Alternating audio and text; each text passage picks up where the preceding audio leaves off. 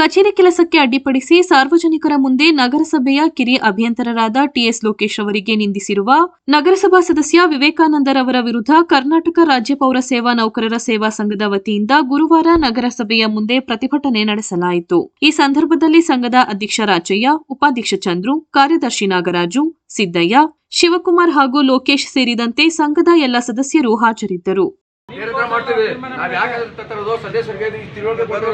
ಗೌರವ ಕೊಟ್ಟು ನಾವು ಹೋಗೋದು ಮುಂದೆ ಏನಿಲ್ಲ ಕೇಳೋಣ. ಇಲ್ಲಿ ಅವ್ರು ಏನಾದ್ರು ತಪ್ಪದ ಜಾತಿ ಬಗ್ಗೆ ಕೆಟ್ಟಾಗಿ ಬೈದಿದ್ರೆ ನಾವು ಮಾಡಬಾರ್ದು.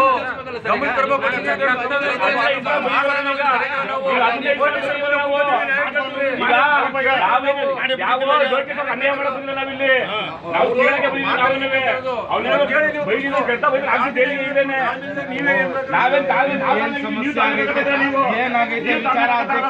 ಅಧ್ಯಕ್ಷರ ಹತ್ರ ಅಧ್ಯಕ್ಷರಿಗೆ ಬಿಡಿ, ಈಗ ಹೇಳೋರಲ್ಲ ದಯಮಾಡಿ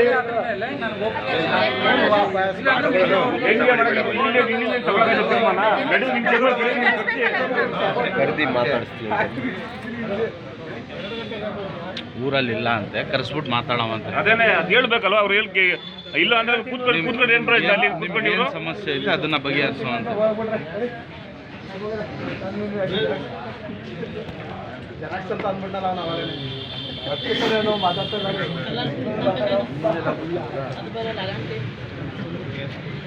ಅದಕ್ಕೆ ತೀರ್ಮಾನ ಇಲ್ಲಿ ಆದ್ರೆ ಅಲ್ಲಿ ಗಂಟೆ ಇದರಿಂದ ನನ್ನ ರೆಪ್ಯುಟೇಷನ್ ಹಾಳಾಗ್ತಾ ಇದೆ ಸರ್. ನನ್ನ ಸ್ವಂತ ಜಿಲ್ಲೆ ಇದು. ನಾನು ಇದೇ ಪಕ್ಕದ ತಾಲೂಕಲ್ಲಿ ಇರೋನು. ಇದೆಲ್ಲವೂ ಮೀಡಿಯಾದಲ್ಲಿ ಬರುತ್ತೆ, ಎಲ್ಲರೂ ನನ್ನ ಸಂಬಂಧಿಕರು ನೋಡ್ತಾರೆ. ಈಗ ಕೇಳಿ ಸರ್, ನಾವು ನೋಡಿಲ್ಲ ಇಲ್ಲಿ ನಿಮ್ದು. ನಿಮ್ಗೆ ಏನ್ ಬೈದಿದ್ದಾರೆ, ನಿಮ್ಗೆ ಮಾತಾಡಿದ್ದಾರೆ ನೋಡಿದ್ರೆ ಸರ್, ಉದ್ದೇಶಪೂರ್ವಕ ಆಗಿದ್ದು. ಮೊದಲನೇ ಸಾರಿ ಎಲ್ಲ ನನ್ನ ಹತ್ರ 10 ಸಾರಿ ಮಾಡಿದ್ದಾನೆ, ಲೋಕಾಯುಕ್ತ ಕಂಪ್ಲೇಂಟ್ ಮಾಡಿದ್ದಾನೆ. ಸಣ್ಣ ಪುಟ್ಟ ವಿಚಾರಗಳು.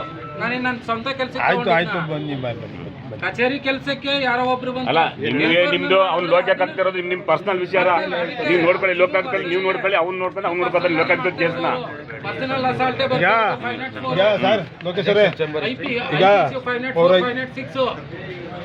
ನಮ್ಮ ಕಚೇರಿಗೆ ಇದು ಅಡ್ಡಿಪಡಿಸಿದ್ದೇನೆ. Atrocity case 3/J. ಆಯ್ತು ಬಿಡಿ, ನೋಡ್ಕೋತಾರೆ ಪೊಲೀಸ್. ಹಿರಿಯ ಅಭಿಯಂತರರಿಗೆ 12ನೇ ವಾರ್ಡಿನ ಸದಸ್ಯರಾದಂಥ ಶ್ರೀ ವಿವೇಕಾನಂದರವರು ಅವಾಚ್ಯ ಶಬ್ದಗಳಿಂದ ನಿಲ್ಲಿಸಿ ಏನು ಇವತ್ತು ಅವರು ದಿನ ಮಾಡಿದ್ದಾರೆ. ಆ ಘಟನೆಗೆ ಸಂಬಂಧಪಟ್ಟಂಗೆ ನಮ್ಮ ಇಂಜಿನಿಯರ್ ಅವರು ನಮ್ಮ ಸಂಘಕ್ಕೆ, ತಾಲೂಕು ಪೌರಸೇವಾ ನೌಕರ ಸಂಘಕ್ಕೆ ಮನವಿನ ಕೊಟ್ಟು, ಆ ಮನವಿ ಆಧಾರದಲ್ಲಿ ನಾವು ಈ ದಿನ ಬೆಳಗ್ಗೆ ಸಂಘಟನೆಯವರೆಲ್ಲ ಸೇರಿ ಮಾನ್ಯ ಅಧ್ಯಕ್ಷರಿಗೂ ಸಹ ಅವ್ರ ಗಮನಕ್ಕೂ ಸಹ ತಂದಿದ್ದೀವಿ. ಅದೇ ರೀತಿ ನಮ್ಮ ಪೌರಾಯುಕ್ತರು ಮೇಡಮ್ಗೂ ಸಹ ಗಮನಕ್ಕೆ ತಂದಿದ್ದೀವಿ. ಅದೇ ರೀತಿ ನಮ್ಮ ಹಿರಿಯ ಸದಸ್ಯರುಗಳು ಎಲ್ಲರ ಗಮನಕ್ಕೂ ಸಹ ತಂದಿದ್ದೀವಿ. ಇದು ವಿಚಾರ ಏನಂತ ಹೇಳಿದ್ರೆ, ನೌಕರರಿಗೆ ಕರ್ತವ್ಯಕ್ಕೆ ಅಡ್ಡಿಪಡಿಸಿರುವಂಥದ್ದು ಮತ್ತು ಲೋಕೇಶ್ ಸರ್ ಬರ್ಕೊಟ್ಟಿರೋ ರೀತಿ ಪ್ರಕಾರ ಅವ್ರಿಗೆ ಜಾತಿ ನಿಂದನೆ ಮಾಡಿದ್ದಾರೆ ಅನ್ನೋ ಥರದಲ್ಲಿ ಅದು ಕಂಪ್ಲೇಂಟ್ ಬಂದಿದೆ. ಆ ಅಧ್ಯಕ್ಷರು ಸಹ ಈ ಸಂದರ್ಭದಲ್ಲಿ ಬಂದು ತಾವೆಲ್ಲರೂ ಸಹ ಪ್ರತಿಭಟನೆನ ಹಿಂದೆ ತಗೊಳ್ಳಿ, ನಾವೆಲ್ಲ ನಿಮ್ಮ ಪರವಾಗಿರ್ತೀವಿ ಅಂತ ಅವರು ಸಹ ಆಶ್ವಾಸನೆ ಕೊಟ್ಟಿದ್ದಾರೆ.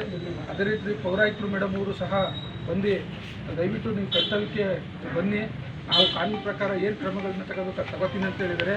ಎಲ್ಲ ಸದಸ್ಯರು ಸಹ ನಮಗೆ ಬೆಂಬಲವನ್ನು ಸಹ ಕೊಟ್ಟಿದ್ದಾರೆ.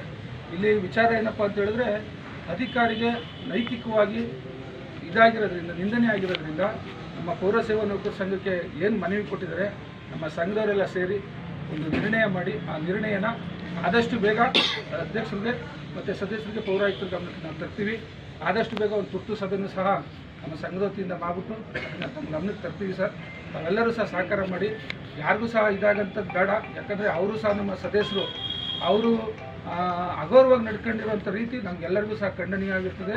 ನೌಕರರ ಪರವಾಗಿ ಅವರು ಸಹ ನಿಲ್ಲಬೇಕಾಗ್ತದೆ. ಆದರೆ ಇದು ಅವರೇ ನಮಗೆ ಆ ಥರ ನಿಂದನೆ ಮಾಡುವಂಥದ್ದು ಎಲ್ಲರಿಗೂ ಮನಸ್ಸಿಗೆ ಬೇಜಾರಾಗಿದೆ. ಅಧ್ಯಕ್ಷರು ಸಹ ಅದೇ ಹೇಳಿದ್ದಾರೆ, ಎಲ್ಲ ಸದಸ್ಯರುಗಳು ಅದೇ ಹೇಳಿದ್ದಾರೆ.